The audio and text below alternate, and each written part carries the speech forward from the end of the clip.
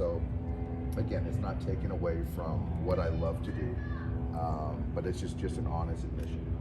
Would you go back and warn 2016 Dave Roberts about the pressure that comes with this job? Did you understand what you were getting into? I didn't. I think that I wouldn't change anything as far as that. Pressure, expectations is what you play for, is what you coach for, and that's a good thing. And I'd like to think I embrace it. So no, I wouldn't change a thing, but I've also understood how to kind of navigate it and manage it and keep it about the Dodgers and winning baseball games, doing right on the field, off the field, and I think our players echo that sentiment. What do you think it is that's where you can see that push to sort of want to be here for that next contract? I love this organization so much, and I think that I'm very embedded with the fan base, the players, and I just feel that I can help impact lives by doing this job. And I think you guys have seen me more vocal kind of outside of the baseball lane over the last couple years. I take a lot of pride in that, and not being lost that I'm the manager, a baseball manager, and not a political voice or a social voice. But I do believe that I'm in a position to kind of do some good things off the field and impact lives, whether it's with the Dodger Foundation, kids, and minorities, and people of need. So that overarching loving the Dodgers, I think, is part of it. You went on record recently just saying, this is your year. This is the team. Why? I know with each season this team has an opportunity to win, but why do you feel that this is your year? It's something that I just believe. I see it very clear. In 2020, I felt that our guys had the combination of urgency, the talent in the room, the undeniable focus to win a championship. And I'm seeing semblance of that this year.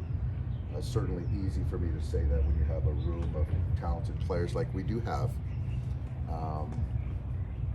I just am not afraid to put my thoughts out to the public, and the fun part, the hard part, is the day-to-day to get better each day.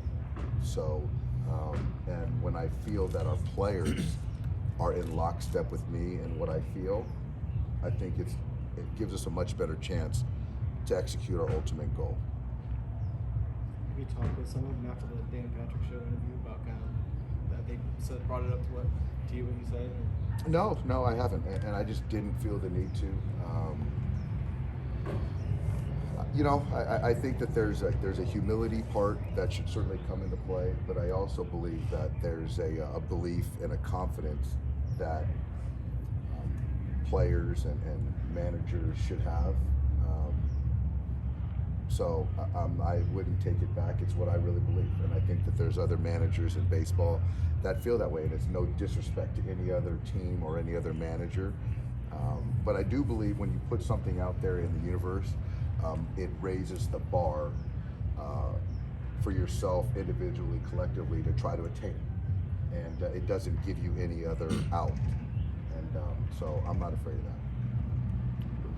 Today, everything. Mookie's in there today. You finally. So there's no retraction. You finally got him to play. Mookie's in there, and again, it's just certain guys you just know they're going to get ready when the bell rings, and he knows what it takes to get himself ready. So he is in there today. He'll take 3 at-bats. I know it's not set in stone, but what do you like about having Mookie, Freddie, then Trey be the top 3? It's not set in stone, but it's certainly the way I'm thinking right now. I think that just Mookie's comfort level to get the lineup going, to hit at the top, Trey's ability to drive runs in, to get on base, his openness, and then also I think that with Freddie, in between those guys, I think is important. So to have the right, left, right left potentially with Max Muncy right there, it just posed a lot of problems for opposing teams. How do you feel writing down the nines? It's pretty committed opening day lineup. It is, and you know, it's when you look at the middle and then you look at the bottom part of the lineup.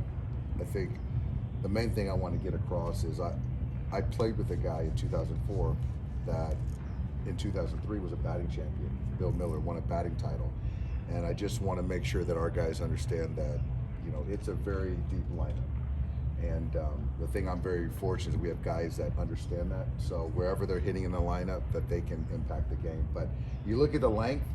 I mean, it's you know, there's not a lot of teams that can compare to that on paper. But like we said, you still got to go out there and play the game. Is 4 through 9 kind of similar to what you think it might look like too for opening day?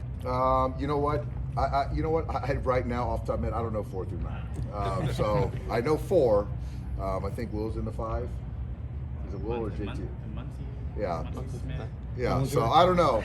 Jack. I don't know. I guess I probably should know, but I don't. Bill's A lot going on today. Yeah, that's right. With Julio, what's the plan for him today? Julio, I think it's 2 innings, and he's looked really good, and I'm really encouraged with him. And if he can get into the 3rd inning, that'd be great. But that's a kind of the stress and how he's throwing the baseball. Dave, I know you talked about Freddie a lot already, but I just got into Phoenix, so I want to ask you. He's been here a couple days now. Your impressions? What have you learned about him? How's kind of he fitting into the ballpark? You know what? He's fitting in really well. I think certainly a guy that's been around for so long and played in all-star games, so he knows a lot of our guys. He's very low maintenance, and not that I expected him to be high maintenance, but you know what he's told our trainers is, don't expect to see me. I still like you. I still love you, but don't expect to see me in the training room. As far as the weight room, he does a little bit of maintenance. He's pretty turnkey. He just wants to play and post. So getting to talk to him and know him and meeting his wife Chelsea and their family, it's been great. And obviously he's mentioned how it's been difficult, you know, not being in a Braves uniform, which is completely understandable. But I do know that he's looking forward to the season. And as we get into the season, that transition is going to be even easier because it's just about winning baseball games.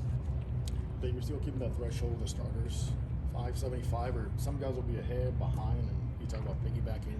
Yeah, I think Walker will be kind of where you would normally see a starter when we break camp. I think Clayton, I mean, I know he doesn't like hard numbers, nor do I, but you know, a 4+ situation, his first turn, I think is very fair. I think Julio right around 4, something like that would be, I think, is attainable. And then with Andrew, I would say that's fair as well. So I don't believe that the kind of 6 and 90 and all that stuff for our guys. And as far as the piggyback, Posey, we don't have a dedicated 1 and 1B, 2 and 2B kind of dedicated for that particular game. But we have guys that are going to kind of pick up length innings after, you know, 1, 2, or 3, whoever that might be. They kind of going back to yesterday when you made Walker open the starter. Have you talked to Clayton yet? Or is it a conversation you want to have with him? Just to like get his thought, not. I'll talk to Clay. I'll talk to Clay today. But I know Clayton really well, and it's not something that he feels that we need to ask his permission. He respects, you know, my decision, our decision as an organization. And so, like I said, I'll talk to him today, just kind of in passing, but I don't think it'll be to get his approval. Right. But like I said, I think Clayton is one of the happier people to see Walker be able to take down an opening day. Yeah, I guess it was mostly just to see. Yeah, that's fair. No. Yeah, I'll do that. I'll do that today. Muncy, Smith, Turner, Bellinger, Pollock. We're back. And Lux the knuckle. Man, that's a good line. Huh? What would you have done different? What would you have done different? No, I think that looks, yeah. Guy who writes that lineup deserves an extension. Hey, good players make a good manager. You better have good players, and I got a lot of good players. Thank you. All right, thank you guys so much. Appreciate you guys. Thank you.